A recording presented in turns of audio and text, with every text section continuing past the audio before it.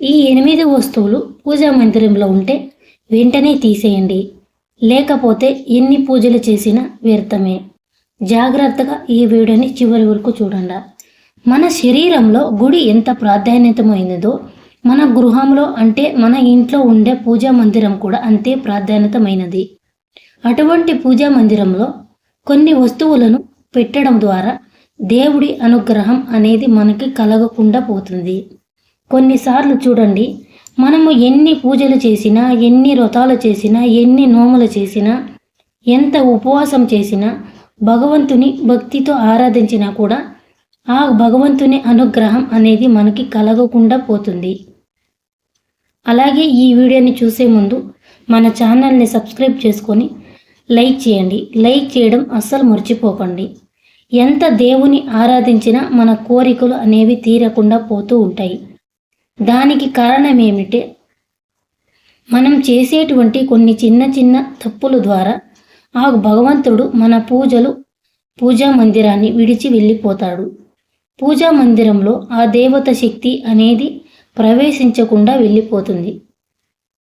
కొన్ని వస్తువులు పూజా మందిరంలో ఎటువంటి పరిస్థితిలోనూ పెట్టకూడదని ప్రాచీన గ్రంథంలో మన పూర్వీకులు, మన పెద్దలు ఏనాడో చెప్పి ఉన్నారు. అవేమిటంటే ఇప్పుడు ఈ వీడియోలో తెలుసుకున్నాం మనం. ముఖ్యంగా మన పూజా మందిరంలో దివంగతులైన యొక్క చిత్రపటాలు ఎట్టి పరిస్థితుల్లోనూ ఉంచకూడదు. దివంగతులు అంటే చనిపోయినటువంటి వారి యొక్క చిత్రపటములు, అంటే మన అవ్వ తాత కానీ తల్లిదండ్రులు కానీ ఎవరైనా మన పూర్వీకులు చనిపోతే కొంతమంది వారి చిత్రపటాలు తెచ్చి పూజా మందిరంలో ఉంచుకుంటారు. అది మహా పొరపాటు. ఎందుకంటే మనమే అనుకుంటాం, మనకు జన్మించిన తల్లిదండ్రులు వాళ్ళు దేవుళ్ళతో కదా, మన తాత ముత్తాతలు దేవుళ్ళతో కలిసిపోయారు కదా, వాళ్ళు కూడా దేవుడితో సమానమే కదా అని వాళ్ళకు పూజా మందిరంలో పెట్టుకొని దేవుడికి పూజ చేసేటప్పుడు వాళ్లకు పూజ చేస్తే 2 పనులు చేశాం అనుకుంటాం. అది మహా పొరపాటు. ఎందుకంటే పితృదేవతలు ఉన్నటువంటి చోటికి దేవతలు రారు, దేవతలు ఉన్నటువంటి చోటికి పితృదేవతలు రారు. అందుకే మనం పితృదేవతల కార్యాలు చేసేటప్పుడు ఇంటికి తోరణం కట్టము, ఇంటి ముందు ముగ్గు వెయ్యము, ఇంట్లో ఎటువంటి పరిస్థితుల్లోనూ దేవత స్తోత్రాలు చదవము, అలాగే గంట వాయించము. పితృదేవతలకు గంట వాయిస్తే దేవతలకు ఆహ్వానం కదా, కాబట్టి గంట వాయించము. రాక్షసులు పితృదేవతలు అక్కడ నుంచి వెళ్ళిపోతారు. కాబట్టి దేవతలకు పితృదేవులకు ఒకే ఒప్పందం ఉంది. దేవతలు ఉన్నటువంటి చోటుకు పితృదేవతలు రారు, పితృదేవతలు ఉన్నటువంటి చోటుకు దేవతలు రారు.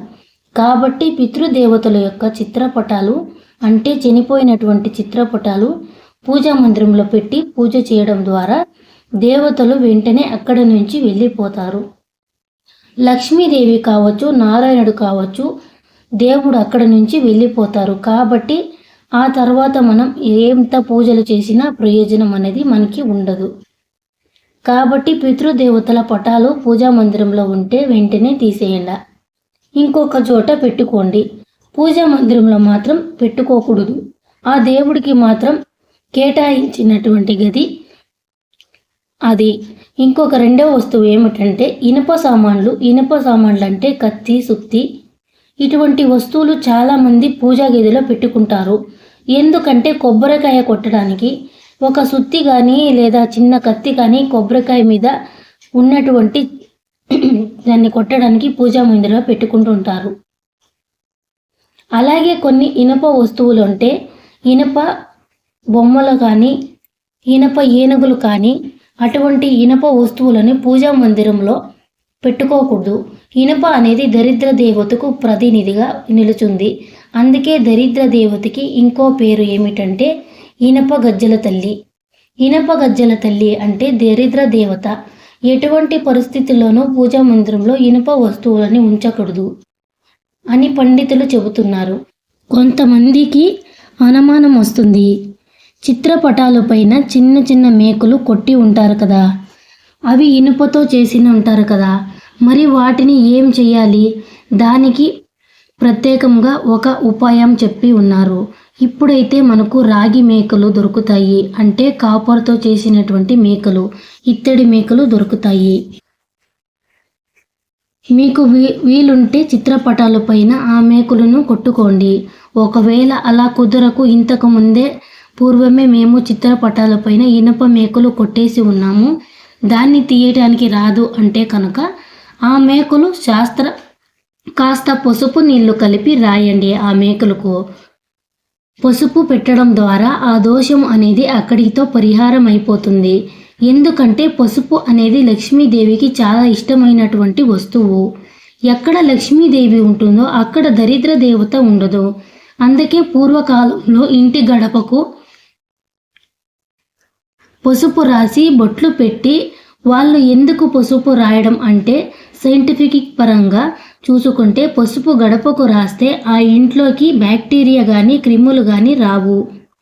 పసుపుకు బ్యాక్టీరియా అంతము చేసేటువంటి శక్తి ఉంది అని ఇప్పుడు సైంటిఫిక్లో కూడా నిరూపించి ఉన్నారు. అది ఒక కారణమైతే లక్ష్మీదేవి పసుపులో ఎప్పుడూ కొలువై ఉంటుంది. గడపకు పసుపు రాసినట్లయితే దరిద్ర దేవత ఇంట్లోకి ప్రవేశించవు. పటాలకు ఉన్న మేకులకు మీరు కాస్త పసుపు రాయడం ద్వారా ఆ దోషం అనేది పరిహారం అయిపోతుంది. ఇక మూడవ వస్తువు ఏమిటంటే పగిలిపోయినటువంటి చిత్రపటాలు. కొన్ని చిత్రపటాలు దేవత చిత్రపటాలు తొలగిపోయి ఉంటాయి, గ్లాసు విరిగిపోయి ఉంటుంది, ఫ్రేములు సరిగ్గా ఉండవు. అలా ఉన్నటువంటి దేవత యొక్క రూపం అంటే ఆ పేరు శాస్త్ర రూపంలో అనేది మాసిపోయి బూజు పొట్టినట్లుంటే అటువంటి చిత్రపటాలు అంటే ఆ వెంటనే తీసేయండి. ఎక్కడైనా చెరువులో కానీ బావులో కానీ నీళ్ళలో విడిచిపెట్టేయండి. ఆ ప్రేమని తొలగించేయండి. ఆ చిత్రపటాన్ని మాత్రమే నీళ్ళలో వదిలేయండి. అంతేగాని ఆ ప్రేమని, ఆ గ్లాసుని అంతా నీళ్ళలో వేయకూడదు. కొత్త ఫోటో ఏదైనా ఉంటే తెచ్చి పెట్టుకోండి. అదే రకమైనటువంటి ఫోటో పెట్టుకోవాలి. భిన్నమైనటువంటి చిత్రపటాలు ఎట్టి పరిస్థితుల్లోనూ పెట్టుకోకూడదు పూజా మందిరంలో. ఇక నాలుగవ వస్తువు ఏమిటంటే చిరిగిపోయినటువంటి వస్త్రాలు. ముఖ్యంగా దేవుడిని తొడవకూడదు. కొన్ని చిరిగిపోయినటువంటి తెల్లని పంచలు, కొన్ని టవళ్ళు, చిరిగిపోయినటువంటి వస్త్రాలు పూజా మందిరంలో ఒకే చోటు పెట్టుకుంటుంటారు. ఎట్టి పరిస్థితుల్లోనూ చిరిగిపోయినటువంటి వస్త్రాలను పెట్టకూడదు. చిరిగిపోయినటువంటి వస్త్రాలను కుచేలములు అంటారు. చినిగిపోయినటువంటి వస్త్రం ఎక్కడ ఉంటుందో అక్కడ లక్ష్మీదేవి ఉండదు. అలాగే చినిగిపోయినటువంటి వస్త్రాలు పూజా మందిరంలో పెట్టినా లక్ష్మీదేవి ఆ పూజా మందిరాన్ని విడిచిపెట్టి వెళ్ళిపోతుంది. బయట మార్కెట్లో మనకి శుభ్రంగా ఉన్నటువంటి చిన్న చిన్న నాప్కిన్లు దొరుకుతాయి. ఆ నాప్కిన్లు ఫోటోలు తుడుచుకోవడానికి, అలాగే దేవుడు సామాన్లు తుడుచుకోవడానికి మనకి దొరుకుతాయి. దేవుడు సామాన్లు తుడవడానికి ఎన్నో డబ్బులు వృధా చేస్తూ ఉంటాము. ఒక 5 నాప్కిన్లు తెచ్చుకున్న ఒక వారం మొత్తం మనకు తుడుచుకోవడానికి మళ్ళీ వాటిని క్లీన్ చేసి అక్కడే మనం పెట్టుకోవచ్చు. అంతేకాని చినిగిపోయినటువంటి వస్త్రాలను ఉపయోగించకూడదు. ఆ తర్వాత 5వ వస్తువు ఏమిటంటే ఒకే రకమైనటువంటి దేవతా మూర్తులు అంటే 2 మూర్తులను పెట్టుకోకూడదు. మనకు ఒక గణపతి విగ్రహం ఉంటే అదే విధంగా ఉన్నటువంటి గణపతి విగ్రహాన్ని ఇంకొక విగ్రహం పెట్టుకోకూడదు. ఒక అమ్మవారి విగ్రహం ఉంటే అదే అమ్మవారి విగ్రహాలు 2వ విగ్రహం ఉండకూడదు. ఒక శివలింగం ఉంటే చాలు, 2 శివలింగాలు ఉండకూడదు. ఒకే విధమైనటువంటి 2 దేవతా మూర్తులు ఉన్నా, ఒకే విధమైనటువంటి 2 చిత్రపటాలున్నా కూడా ఆ ప్రవేశాన్ని వెంటనే వాటిని మీ పూజా గదిలో నుండి తీసేయండి. అలాగే దేవతా విగ్రహములు ఆగుప్త ప్రమాణంలో ఉండాలి. అంటే మన బొటన వేలు అంత పర్లేదు, అంతకు మించిన ఎత్తైనటువంటి విగ్రహాలు ఉంటే దానికి కొన్ని నియమాలు ఉంటాయి. పెద్ద విగ్రహాలు ఉంటే దానికి ప్రతినిత్యము అభిషేకం అనేది చెయ్యాలి, నైవేద్యం పెట్టాలి.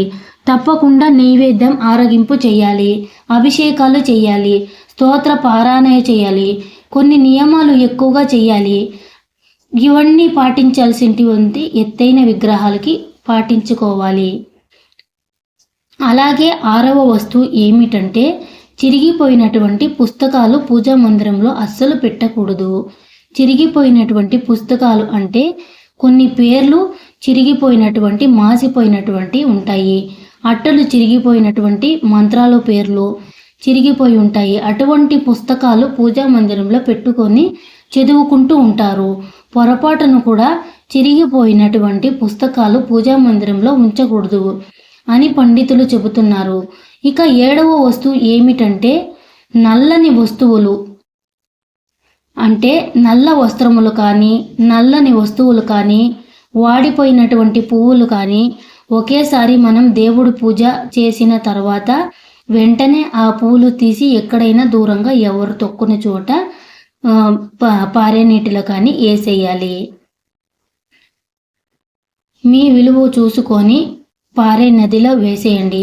ముఖ్యంగా నల్లని వస్తువులు, వాడిపోయినటువంటి పుష్పాలు, అదేవిధంగా దీపంలో నుండి తీసేసినటువంటి ఒత్తులు కొంతమంది ఒక డబ్బాలో కానీ కవర్లో కానీ వేసి పూజా మందిరంలో దేవుడి గదిలోనే ఒక చోట పెడుతూ ఉంటారు.